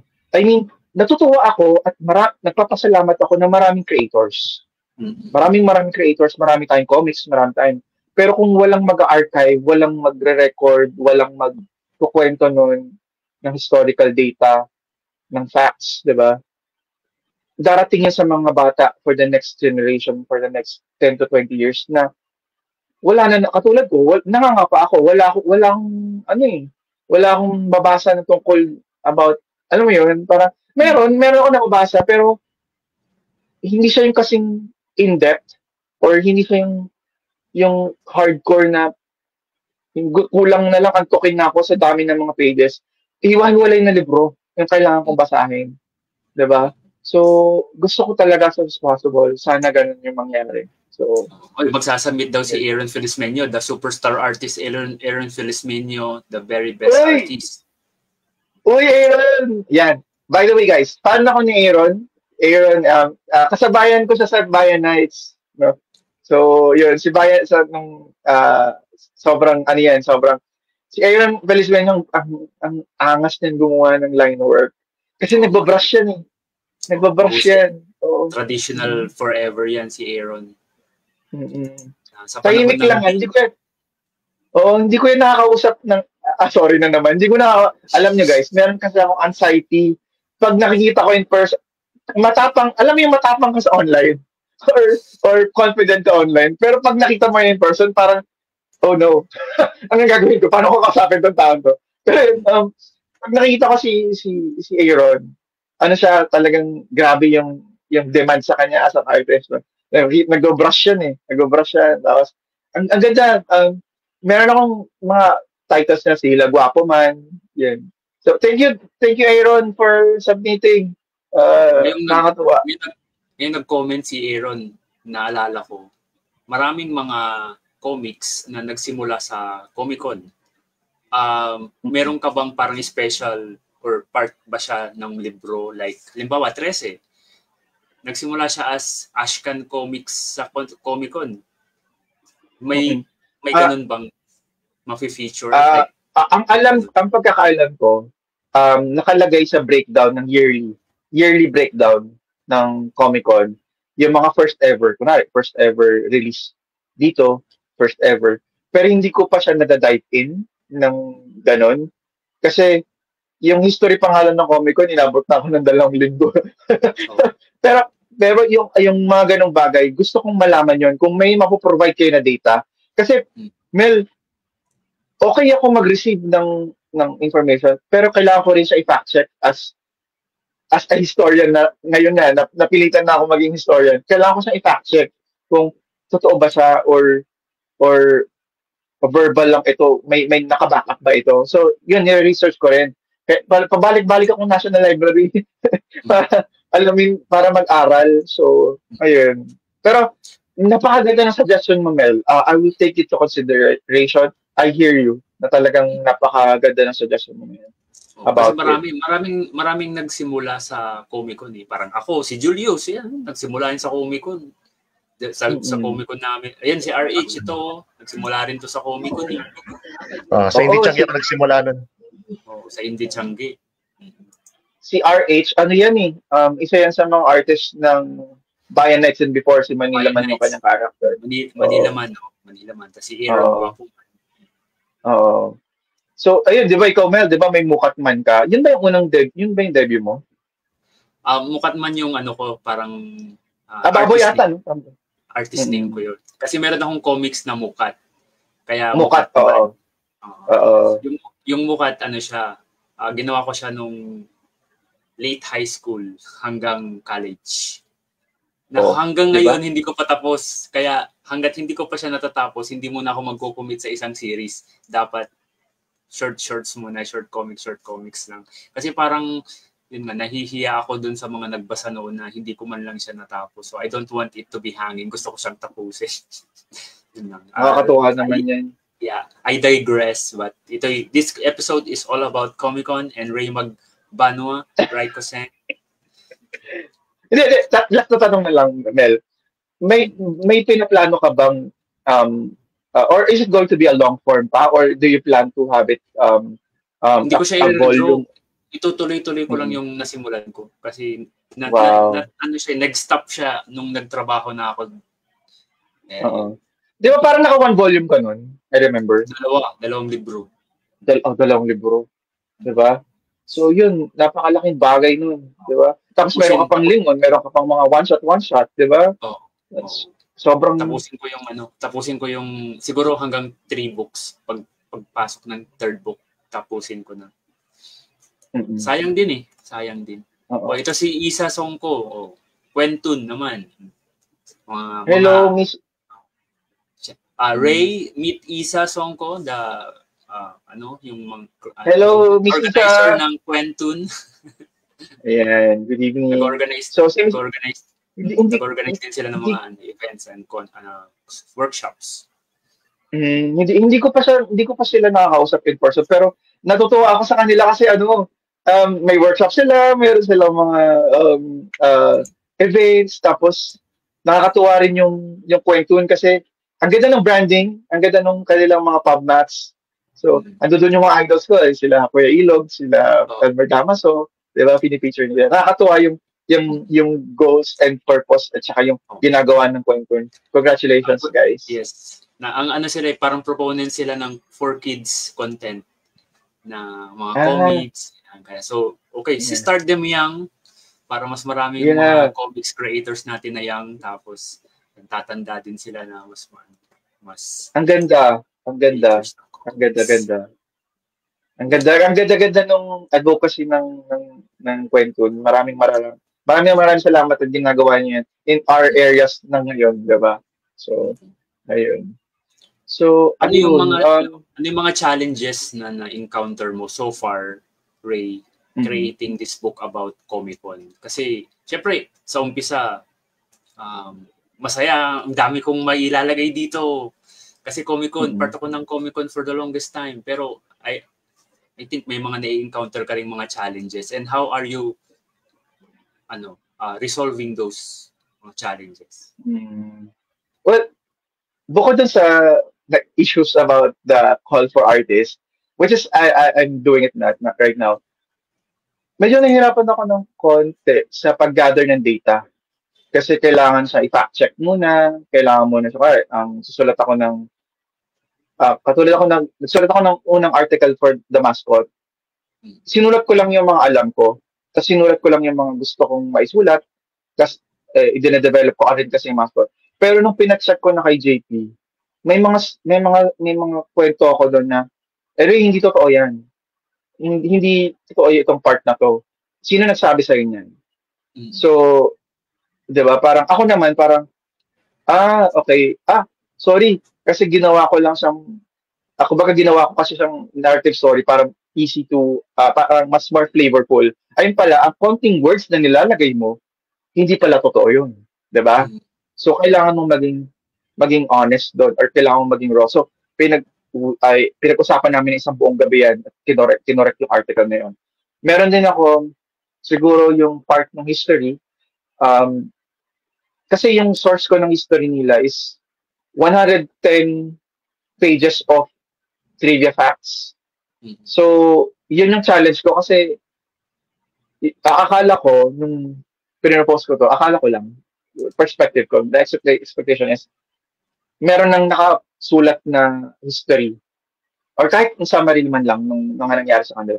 And then I will just turn it into a Expand more, mo lang. Expand mo lang.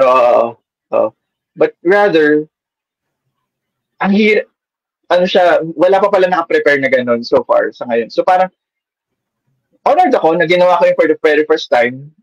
Pero ano pa rin siya, parang talagang, yun yung parang pinaka, grabe yung parang, first time ko kasi talagang maranasan na maging historian in a sense. So, sabi ko, sige, this is part of it. Yun. So far, externally, wala naman akong nagiging issue. Siguro yung in terms lang, kailangan ko lang maghanap ng sponsors. Active naman ako. Maghanap ng funding for this, which is active naman ako.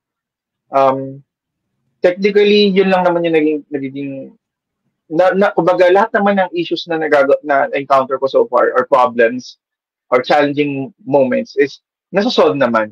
Resolvable naman siya. Yun. Kaya tama ka, Mel, kasi 'di ba kaya nga kaya nga gumawa nito dahil kailangan ko mag-solve ng mga problems na nakalatag na eh. Hindi naman siya technically, 'di ba? Alam mo 'yun. Hindi naman siya technically, okay, gagawa akong libro, masaya na ako. Hindi siya hindi ganun kadali gumawa ng libro. Comics nga, ang hirap-hirap gawin eh. Kasi marami kang iniisip. So, ganun din dito sa libro na ito. Marami siyang challenges and tasks. So, about ano naman, kasi sabi mo medyo limited yung copy. Have you considered approaching like yung mga nagbibigay ng grants, NBDB, NCCA, CCP, di ba Julius? May mga grants silang naibibigay, magpipitch ka lang eh. So, baka pwedeng, Julius, baka naman. Si Ray mo na magkwento ko sa isang specific grant.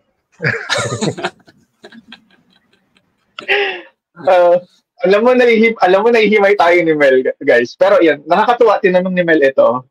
Kasi, nagtanong ako, sige. Yes, sa sobrang proactive ko gumawa ng paraan, actually sinadjust din to ng Comic Con team to ask for grant. Nag-open yung grant ng isang specific body, government body. And then, hindi ko muna pwedeng i-spill lahat ng details, pero sasabihin ko pa rin, dahil tinanong tayo ni Mel, si Mel kasi. Pero joke lang. Pero tama si Mel. Kasi, syempre, hindi naman pwedeng sponsor lang tayo, no? Pero yun nga, for a specific grant, yes, I did pitch. There is an interest. Si Julius, ang isa sa mga nakatulong, humingi ako siya ng tulong about it. Yan si Ira. Pero hiningi ako ng tulong si Julius kung paano makapag-submit. And natuwa naman ako, may reply agad. May interest. Pero hanggang ngayon, ang sabi kasi nila sa akin, this month yung pinaka-announcement or kung green light siya.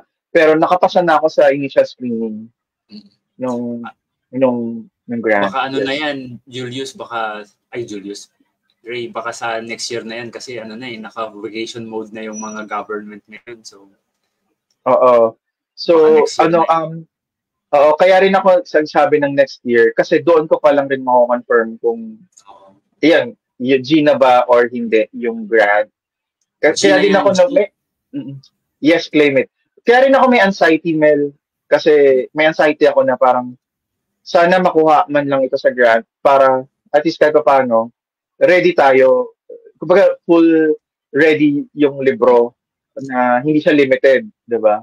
So, yes. Pag limited kasi yung book, sobrang konti lang yung ma-reach. Tayo lang rin, di ba? Pero kung at least merong support from the government through the grant, alam mo yun, maipapakalat natin sa libraries, sa schools, di ba? Yun. Yeah. Ayun na. may, Sorry, may, you were asking something. yeah, may grant o wala, okay lang, ituloy natin to. And kapag nakapag-produce naman tayo ng prototype at ipipitch natin siya, ito yung libro, gusto naming i-publish ng mas marami. Can you give us money? Yeah. Di ba? Kasi kung nandun na yung product, gagawin na lang ng mas marami, di ba? Mas madali nilang ma-review kaysa yung concept Exactly. Oo, exactly. Yun tama ka, Mel, na talagang kahit makagawa ka man lang ng prototype, at least magagamit mo yung prototype for you to be able to show them or the publisher na or sponsor na mayroong libro. Naka-ready. At maganda yung libro na magagawa, di ba? Is historically relevant itong ating gagawing project. Saka parang kasi siya parang para sa akin lang naman para sa akin parang gusto ko yung gusto kong basa ito yung gusto kong librong babasa kung papasok ako ng first debut ko ngayong year as a comic creator, wala lang. Tapos ay ano ba yung Comic Con? Kasi hindi ko naman naabutan yung the past 20 years. Ano yung pwede kong mabasa about it? Pwede siguro silang Facebook, pero kung may mababasa na silang book about it, mas makikilala nila kung sino yung behind it, kung sino yung mga, di ba? Alam mo yun? So, yun. Sobrang kapag gusto ko talaga meron ng libro, tapos maipasok mo talaga sa library yan, malaking bagay yun kasi mababasa ng mga estudyante yan. So, magiging curious sila. Ano ba yung Comic Con? Tara, gusto ko rin. Gusto ko rin puntahan yan. Kasi nagbabasa ako ng webtoon. Ay, may comics pala sa Pilipinas. Hindi ko alam. Diba? Diba yan nga yung mga feedback na naririnig? Hindi ko alam kung naririnig mo masyado. Pero ako yun yung may comics pa pala na print, sir. Kasi webtoon ako. So, mga estudyante ko sa CSB, ganon. Tapos, parang yung, pa nila is parang awareness pa nila is, oo, na meron pa pala nag-exist na ganong history. So, parang sabi ko, okay. Meron akong interesting kwento about that. So, may pinuntahan akong isang awards night. Hindi ko nasasabihin yung award-giving body. Pero pumunta ako doon para may samahan akong isang kaibigan. Awardan yung isang comics legend. Ganyan. So, pumunta ako doon tapos may nakausap kami na, ganyan, pakilala. Tapos nabanggit ko na, gumagawa rin ako ng comics. Talagang, alam na, nung bata ako, nagbabasa ako ng comics, sabi niya. Tapos, actually, dala ko yung comics ko, yung Lingon. Nung binuklat niya yung comics, tapos nakita niyang anime, yung manga style, nakita ko yung mukha niya, nagbago eh. kasi ang alam niya, yung comics na realistic yung drawing, yung mga old comics. So, hindi siya exposed dun sa bagong nangyayari ngayon na ibang style na. Actually, kung pupunta ka sa Comic Con or sa mga ibang convention, wala nang gumagawa halos ng old style. Nakikita natin comic style, di ba? Manga, anime, cartoons, experimental style, yung nakikita natin doon eh. Hindi na yung traditional. Yun nga yung misconception nila na akala nila yung traditional art style pa rin yung pinaka main brand ng comics ngayon. Marami na, may art style na parang mala Cartoon Network. May art style na mala, diba? Na mala storybook. Sa CSB lang, di ba, yung mga tinuturuan mo, wala namang nagdodrawing dyan ng realistic style eh. Puro cartoons, anime yan. Oo, tapos parang anime, yung pinaka-popular na pinapasa sa akin. Kasi tuturo akong character design, yung mga Genshin Impact. Impact nga ba yun? Genshin Impact. Genshin Impact. May, yun. Tapos, mga Steven Universe, yan yung mga binibigay sa akin na art style ng mga bata. Tapos, natutuwa sila. Kasi sabi nila, sir, nakakatuwa na may art style mo kasi pang 90s anime.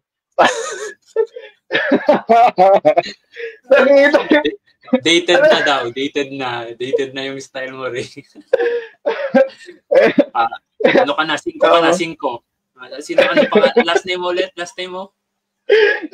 Pero, natutuwa ako kasi yung mga ganung feedback. Okay, nag-reflect ako. Ay, okay, ganito na pala yung art style. So, kailangan ko na palang mag-check din kung anong pwede kong i-ano sa art style. Kasi yun na nakakatuwa magturo, Mel. Kasi di ba nagtuturo ka, Mel, di ba? So, may nakaka-receive ka rin ng mga, nakikita mo rin yung mga bagong gusto ng mga bata ngayon, di ba?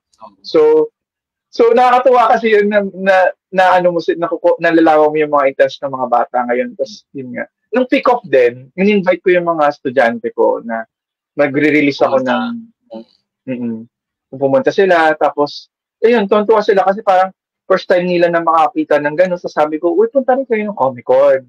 Kasi yung Comic-Con yun nga, talagang historically, mahaba talaga yung ano niya. So parang history niya. So parang sabi, sige sir, we can't wait to go there. Good. Yeah, yun. Uy, si Ivory Rosario, hi Boss Ray. Ay, si Ivory guys. At tanda ko na dami mo kilala. Si Little Things PH. Yes. Grabe yan si Ivory. Isa yan sa mga pinaka-prolific at pinaka nauna na webcom or nauna na mag-produce ng strips sa Facebook. Sobrang sumikat talaga. Sumikat talaga. Oo. Tapos, published author din yan. May Sir Rejection yung kanyang current. At si Ivory yan, nakatrabaho ko siya sa isang web company. Ayun. Ano siya, very... Magsasubmit din daw si Ivy. Magsasubmit din daw yan si Ivy para sa book. Di ba, Ivy? Ivy, di ba? Totoo ba, Mel? Oy, Ivy. Mag-submit ka, please. Lahat ng mga nag-comment dito magsasubmit. Yan, si Anil, si Marvin, si James. Yay! Si Mau, magsasubmit. Si Mau magsasubmit yan. Si Jojo. Ayan, si Jojo. Ayan. Si Jojo, ano yan? Kasama siya. Oy, Kapo, mag-submit ka, please. Si Ninyo, magsasubmit lahat. Yay! Submit kayo, guys, please. Pero yun. Ayan. Yung intention lang naman ng book, guys, is to, share your story about Comic-Con. So sa mga, yun lang, talagang love letter, kumbaga siya sa event. Confirm. Sasubmit na daw. Ayun, salamat, Ivory. Yeah. Ayan. Share ko na screen kasi matatapos ito sa grants, di ba? Sige. Sige, share ka ng screen. Sige. Share muna ako. Sige. Ayan, nagko-confirm. Lahat ng nanonood dito sa IKP, full support lahat yan. Maraming salamat, guys. Salamat. Maraming salamat. Nakatuwa. Natutuwa ako. Ayun, salamat, Charles. Ayun. Alam mo, Mel, sa totoo lang, meron akong doubt. Or hindi ko naman dinadoubt ng community. Pero meron akong, nung nagkaroon ako ng bot basher, napaisip ako, baka mawalan ako ng section na gano'n. Alam mo yun? Ayun, meron na si Julius. Share ko lang yan parang hindi ba yung mga litrato mo unang comic. Ito yung pinaka-unang Comic-Con ko ever na naging seller ako. Nga sa Indie Changi. So, pinakita ko lang parang may side, parang icebreaker lang. Pero share ako yung parang document sa NCCA naman, doon sa competitive grants nila. So dapat i-check siya regularly sa NCCA kung may comics related ba sila ng mga hinahanap na projects. Sa case kasi ni 2024, meron. Hanapin ko lang Sige. Habang inaano mo yan, Julius, natin. Si James Wolf, in the name of Pulsar Press Comics, sasubmit ako. Ha, ha, ha, ha. Salamat, Jen. Salamat, Mr. Na-check yung sa case ko kasi, parang, di ba, check nyo lang itong website, itong competitive grants. Kasi, di ba, ito ngayon 2025. Unfortunately, dito sa call for proposals ng NCC 2025, walang comics related na entry doon sa kanilang mga documents. So, parang hindi sila nag-currently ng parang project na comics related for 2025. But for 2024, meron. Which is yung nga in-apply ko at yung nga nakuha ko nga for NCCA na nga. Makakagmagawa kami ngayon ng second at third book. So, parang sobrang random lang kumbaga, check ko lang yung documents, search ko lang na kung may comics, ayan, lumabas na siya. Ayan, So, budget ganito. Tapos, nakita ko, ang requirement niya, digital comics or video. Tapos yun nga, sasabihin niya, ano ba yung mga requirements na hinahatid dun sa comics and such. Yan, kumbaga nagkataon lang na may comics na isa kasama sa mga pupondo ni NCCA yung comics ng Byte for 2024. So nag-apply ako nito, ayun, isa ako dun sa apat na na sinuwerte na makakuha nung grant for NCCA. At yun nga, ang ginagawa namin ngayon na project sa pakita ko lang. Pakita ko sample na page. Yeah, actually may mga ang naririnig ko nga maraming pondo ang NCCA. Kailangan mo lang i-prepare yung paperworks at mag-teach. Ayan, ito na yan. Ito yung parang resulta na yan. Nung isang nung page na ginagawa currently na actually tapos na parang natapos na yung mga line art nito, kinukulayan na lang. Tapos ang targetan matapos ito by next month para yun nga ma-review, ma-post production at siya at mapa-print. So kaya naka-site si NCCA dito. Kasi nga kumbaga ito yung Facebook funded na project to. Yan. So ayan. So check nyo lang dun sa case ni NCCA kung may announcements nga sa mga competitive grants program nila. Kung kasama doon yung mga digital comics or traditional comics or mga print na books. Check nyo lang doon sa kanilang website sa competitive grants kung meron silang hinahatag ng mga gustong pondohan. Yun yung pwede ko i-share. Same case ni CCP na kumbaga magantay lang kayo kung meron silang announcement na nag-open ulit silang call for submissions para sa application ng CCP Comics Grant. Yeah, pero expect nyo na yung requirements, marami talagang paperworks, kaya yun. Especially sa NCCA. Marami lang talagang paperworks. Pero, siyempre, kung grant naman yung ibibigay, tatrabahuhin mo yung mga paperworks na yun. Actually, sasabihin ko na nga rin, yan yung in-applyan ko. Pero wala kasing comics, di ba, Mel? Pero ang ginawa ko, hindi naman comics yung papasa ko historical book siya. So doon ako nag-rely dun sa kumbaga ginawa ko siya ng paraan pero kasi yung intention ko talaga mag-produce ng historical book Pero nagkataon lang na sa isang section ng NCCA 2025 competitive grants, meron section doon ng competitive grant na naghahanap sila ng photo book. So kaya ka naghahanap ng maraming pictures din. Oo. So, yun. Kaya yun, so sabi ko sa proposal ko na lang, medyo, sa totoo sinabi ni Mel na napakatindi nung trinabaho ko siya 2 buwan bago mag-submission. 2 buwan kasi yung mga requirements, pati yung proposal form, pati yung proposal, pati yung yung photo na nag-sign kayo ng agreement na kinuha naman ng license or publishing rights. Kailangan din yun ipasa sa NCA. So, pati yung draft ng manuscript, yun. Pero kahit di pa tapos, pinasa ko na. So, I'm so glad na meron namang interest. Pero, again, at the end of the day, anything could happen. I'm claiming it, pero anything could happen. So, lagi ako may backup plan kung paano natin siya, kung paano ko ipo-pursue yung project. Kung baga, as possible, kailangan ma-pursue yung project no matter what. So, yan. Yeah, i-push kaya marami akong maraming salamat, Mel. Maraming salamat, Mel.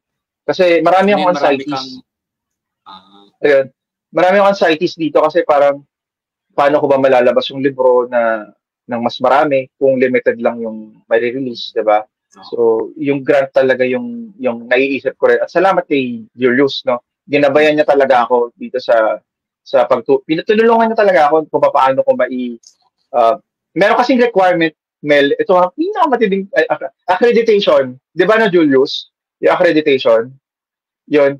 Hirap na hirap ako sa accreditation kasi may kailangan na recommendation letter, kailangan ng maraming kailangan. So, tapos, inabot ako ng isang araw lang. Binigyan nila ako ng isang araw lang para masabik yun.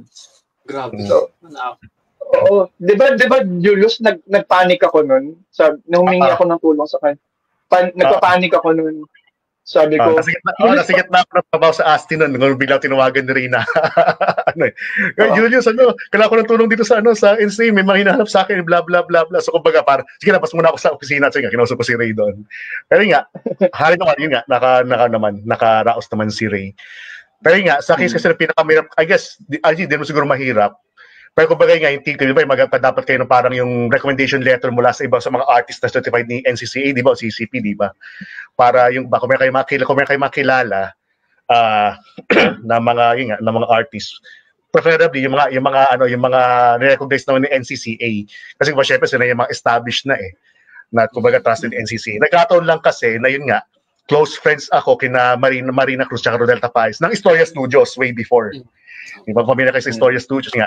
Kumbaga yung mag-asawa, parang friends, parang family friend na namin sila, since matagal na kasi nga, mag-best friend si Marina at ate ko.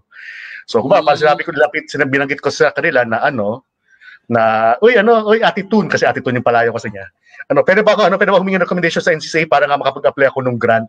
Ayun, binigyan naman nila, yung mag-asawa, binigyan naman ako isa na, ng letter of recommendation. And yun nga, nag-push na-accredit ako ng NCCA. At yun nga, isa ako na sa mga 4 na nakakuha nung grant. Ayun. Nung isang araw na yon, kumuha ako ng recommendation letter, Mel. Hindi ko alam kung saan ako magmamagic ng recommendation letter. Hindi ko alam kung saan ako magmamagic ng recommendation letter. Pero napakabait. Ayaw nila magpakilala, pero isa sila sa mga pinaka haligi na ng comics. Nahingian ko sila ng recommendation letter at napakaganda ng mga sinabi nila about me. Ayun, tapos na-approvehan yung accreditation ko kasi kailangan mo na accreditation para ma-approve, para makapasa ka sa screening. So, dahil may interest naman, so pina-update ko sila na ito na po, ready na po ito. So, salamat po sa 1 day na deadline. Pero yun. Pero yun, so far, naipasok naman and ipupush siya. Yun, claiming it. Yeah. Yeah. Yan, in behalf of the comics community, yan, nagpapasalamat kami sa iyo, Ray, na you are spearheading this project about Comic-Con.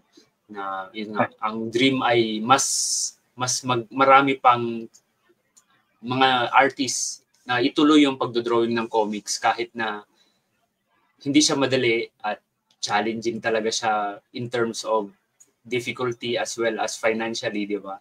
Pero ginagawa pa rin natin for the love of making comics, sharing stories.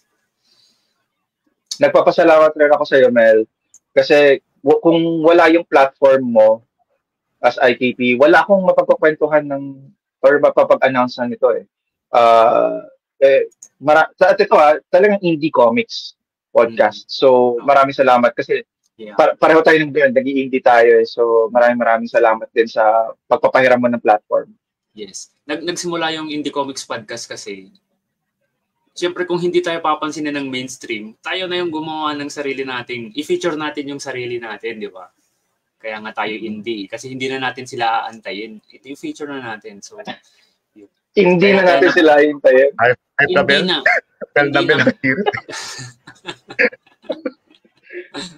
Hindi na.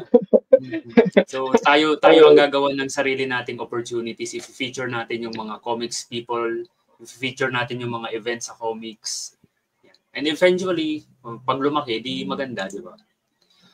Salamat. Ayun, Ray, salamat. Thank you so much sa So again, comics people, mag-submit tayo. Tulungan natin.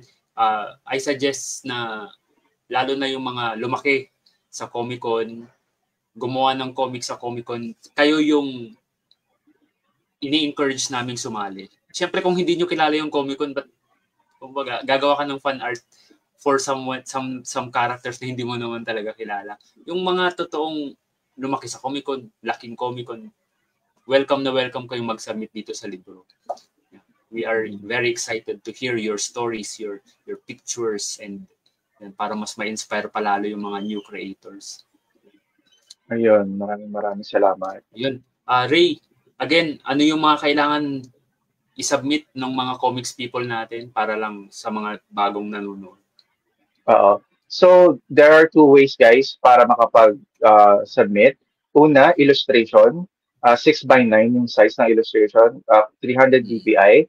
At yung content ng illustration is ipapakishowcase nyo lang kung what is the impact of Comic-Con on your journey. Tapos, kung meron kayong 200 word description ng kwento ninyo, pakipasa na rin. Ang second category naman is comics, which is the very, very core ng the reason why it's Comic-Con, right? Comics. So, comics is a 3-page, 6x9 din ang size, 300 dpi, 3 pages max. Sana 3 pages max and 3 pages talagang kwento. Huwag sana 2 or 1 kasi in-organize namin yung page arrangements. So, mas maganda kung yung saktong 3 pages paki-maximize na rin. And then, kung full colored yung mga gawa, mas maganda kasi full colored yung printing ng book. Sayang naman yung pagka-coat ng book kung hindi natin matitake advantage. Tapos, yung theme is the impact of Comic-Con on your journey. The same thing, the same theme with the illustration. And ikwento nyo lang kung ano yung Comic-Con journey nyo through that 3-page. May iba nga nag-propose sa Comic-Con or nagkakilala sila ng asawa niya dahil sa Comic-Con. Diba? Ay, marami yan. Yeah. Medyo hindi diba? hindi ko konti lang yan. Medyo marami-rami yan. Yun. Kaya napakaganda na sana makapapasa kayo about it. Yeah. Again, saka yung mga pictures, kung may mga pictures kayo ng yung nagsimula yung Comic-Con hanggang sa current na pwede nyong i-share, yan, welcome din yan para sa libro. Ayun, salamat sa pag-remind, Mel. Kung may pictures kayo ng 2005 to 2019 and then 2023 to 2005. Tapos kunwari, naging part kayo ng online activities ng Comic-Con, tapos meron kayong mga screenshots or baka meron kayong mga stories na gusto nyo ikwento sa amin, we are open also. Tignan natin kung paano natin mapapa-enrich yung content ng libro. Ayun. After nitong episode at gusto ko nilang, Ray, ready na ako mag-submit. Pwede ba saan ko pwedeng submit? Saan sila pwedeng mag-submit sa'yo? Okay, you can send your entries to comiccon20th@gmail.com. Comiccon20th, Comiccon, and then 20th@gmail.com. Lalagyan natin yan sa show notes. Nice show notes. Nakikigaya ko sa mga pinapakinggan ko eh. Lagay ko yan sa show notes. Isend mo na rin sa akin mamaya para may copy-paste ko. Sige. Also, syempre, promote na rin natin yung Pulsar Press. Julius, yan, Ray, go ahead. So, bali, gusto ko lang rin i-promote ng mabilisan yung mga other projects. So, komikero rin po ako, guys. Namang hindi po nakakilala sa akin. Ako po ay isang komikero. So, ito pong Dallas Embrace, Isitnata is under Comiket. Dallas Embrace, nasa France na po siya ngayon. Si Hybrid, balak po siyang ituloy as colored comic book. And then yung Pension po, future announcement po. Ito pong mga comic covers ko ngayon. And shout out nga pala sa Pulsar Press Comics. Sila po yung aking kagrupo ngayon. Maraming salamat sa mga grupo sa Pulsar Press. Kasi sila yung talagang kasama ko kapag kailangan ko mag-isip ng mga bagay. Actually, marami akong insights na nakukuha sa kanila regarding my creative journey as well as a historian in a sense. And salamat din sa opinion mo rin regarding every about yung mga suggestion mo kanina about the Comic-Con 20th kasi napakalaking bagay nun para mag-improve further yung libro. Kaya yun, maraming salamat. And yan lang so far. Shout out sa Pulsar Press. Yan, shout out sa Pulsar Press. And yun, again, mag-submit tayo guys, lalo na yung mga lumaki sa Comic-Con, nag-frequent sa Comic-Con. Yan. Mag-submit tayo sa libro para mas mapaganda pa natin lalo. Yan, abangan natin yung mga news kapag pagbigyan tayo dun sa grant, mas maraming copies. Hopefully, and we're claiming it. Yes, I'm claiming it na talaga. Actually, hindi ko sana siya parang natatakot pa kasi ako. So, nandun yung anxiety ko na parang baka maya anong pwedeng mangyari and all that. Kaya parang hindi mo na ako nagsistick, hindi mo na ako nagpa-promise. Pero maraming salamat, Mel, sa opportunity na ito for me to be able to showcase this wonderful book. Medyo buhat ba ako, pero this wonderful book na gusto ko talagang igawin para in honor of Comic-Con.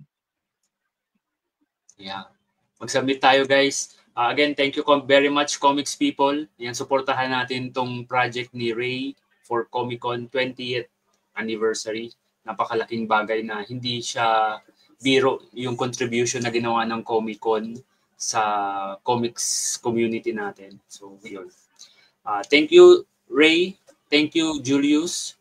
Thank you. Saan kayo pwedeng i-follow para mas ma-promote pa yung yung mga natin, mga socials natin. Go ahead. Naghilaw si Ikaw Ma'am muna, Marina. Julius. Naghilaw si Ma'am Marina ng istorya. Ayan. Thank you, Miss Marina. So sa case namin yun, paki-follow yung yung Pulsar Press sa Facebook at Instagram. Then yung Atomos Publications team, yung parang yung team talaga na mem-part ako. Kumbaga kasi nga, Pulsar Press, di ba, consortium siya iba't ibang mga creative groups Iba syempre individual, iba group. Kumbaga nagkataon lang sa Atomos sa isang group. Yan. So, ayun, follow kami sa atomos.comics sa Facebook din sa Instagram. Then yung personal comics project, yung Tatlong Hari project, although ngayon nag-hiatus muna yung mismong Tatlong Hari na comics, pero nga ginagamit ko kasi siya na serial para dun nga sa mga books for niya, para sa mga Teduray. Yun nga, yung books para sa CSB at NCC under siya Tatlong Hari project. So paki-follow din yan. Ayun. Ikaw, Ray, saan yung mga socials mo? Ayun. Ray Cosen lang sa lahat. Yes, sir. Ray Cosen lang ako sa lahat. Sa Google, everything, Ray Cosen. At gusto ko rin i-promote yung Pulsar Press, Atomos, Mao no Sekai, Eventual Empire, Rainbow Pages.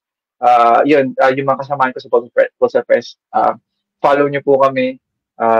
Hopefully, meron po kaming sana maitulong sa mga baguhang artist na gustong mag-publish, ganyan.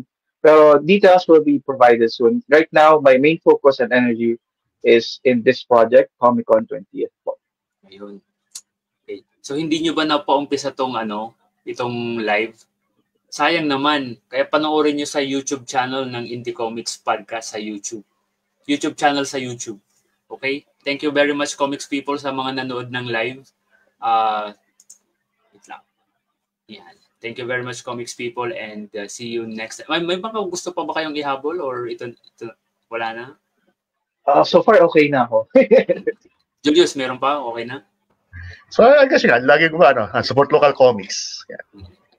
Yan, support local comics, magbasa tayo ng comics, bumili tayo ng comics, gumawa tayo ng comics, mahalin natin ang comics, mahalin natin ang ating mga sarili, mahalin natin. Tsaka lagi yung i-link si Mel pagting sa mga fans.